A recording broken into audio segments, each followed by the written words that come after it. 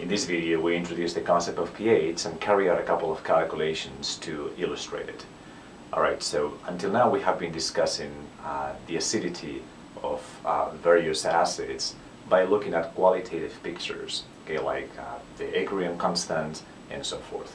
But there's a much more quantitative way to define the acid strength, and that is just to calculate the pH. Alright, so the definition of the pH is quite simple, is the minus base 10 logarithm of the concentration of protons in a solution at equilibrium.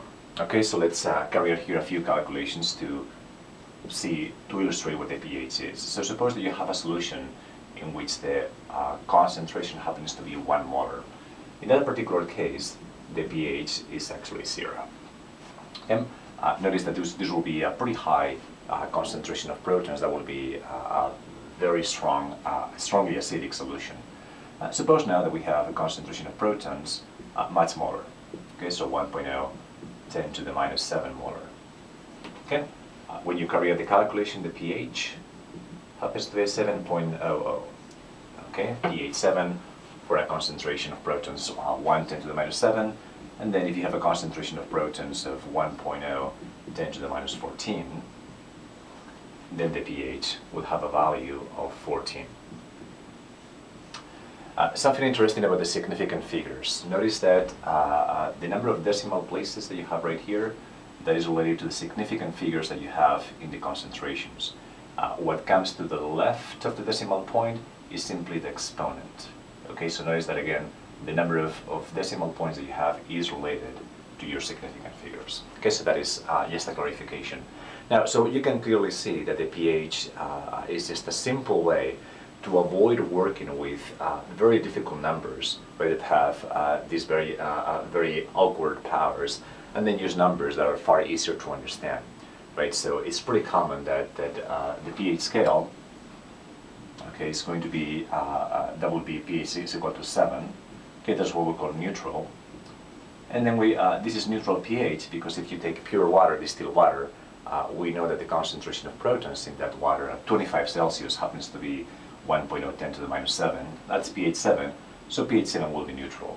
All right, theoretically, the lower limit of pH, the most acid pH that you could ever find, theoretically would be about minus 2.5, and the most basic pH would be theoretically about 16.5, but in practice the pHs range from 0, perhaps negative, a little negative, to 14 or so.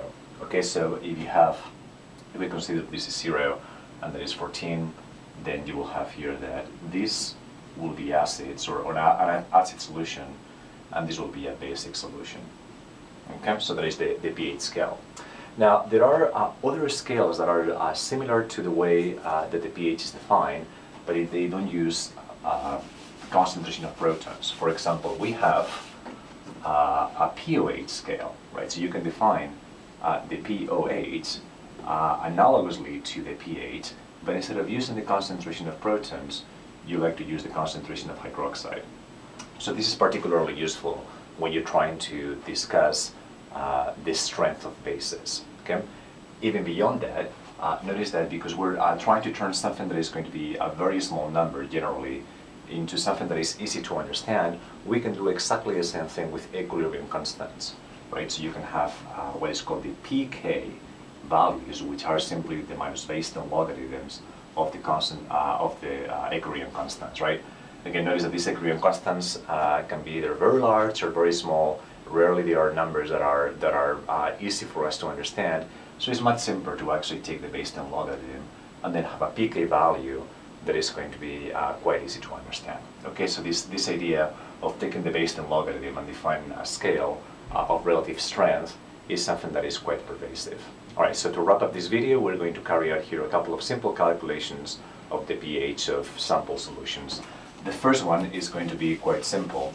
It's just going to be a solution of HCl hydrochloric acid that has a concentration of 1.0 10 to the minus 3 molar.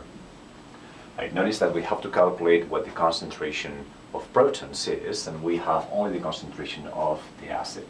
Right, so what we do is we write the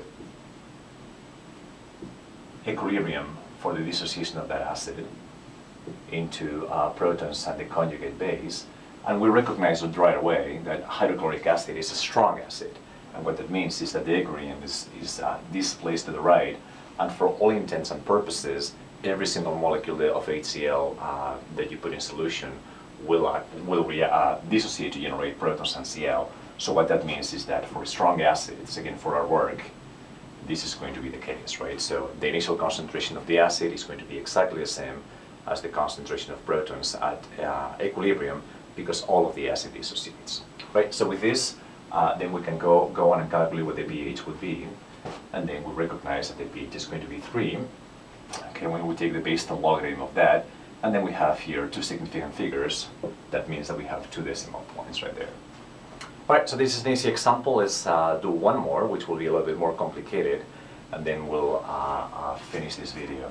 All right, so the second example that we're going to be looking at would be calculate the pH of a solution of sodium hydroxide, which has a concentration of 1.0, 10 to the minus 3 molar. All right, so sodium hydroxide is a strong base, so we can write what happens when you put this base in solution. You generate sodium plus ions and hydroxide ions. Right, notice that to calculate the pH, we need the concentration of protons, but this is something that is not readily available from this equilibrium. Right? However, what we can do is calculate the pOH instead of the pH, and then find a roundabout way from, to obtain the pH from the pOH. Right? So if this is strong base, then what we know is that everything will be dissociated, and then your concentration of hydroxide will be 1.0 10 to the minus 3. Okay, so we can calculate the pOH, and the pOH then is going to be the base 10, the minus base 10 logarithm of that concentration, and we know that this is going to be 3.0. The question is, how do we turn this from pOH into pH? For that, what we're going to do is use the auto-dissociation equilibrium of water. Okay, remember that water, okay, we have seen in a prior video, that undergoes this acid-base equilibrium.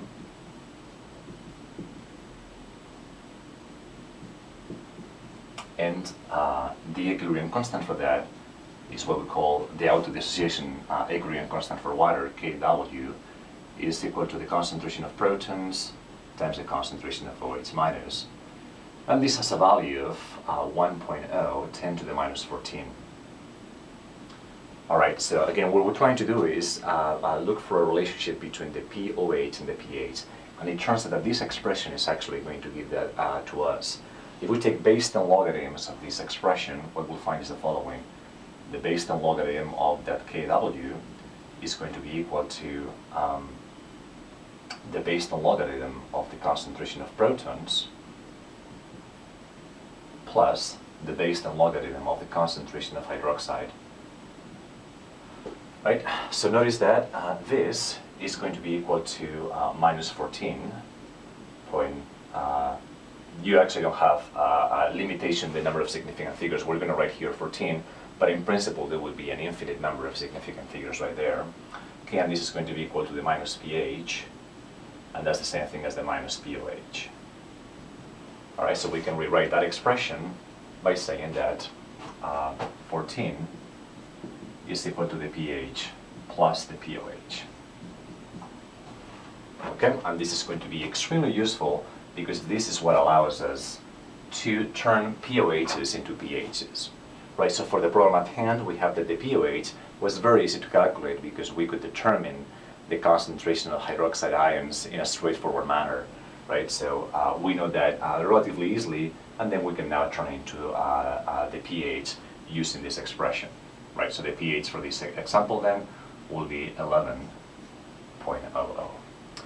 Right, so in this video we have introduced the concept of pH, and then we have run a couple of examples to illustrate how to carry out simple pH calculations.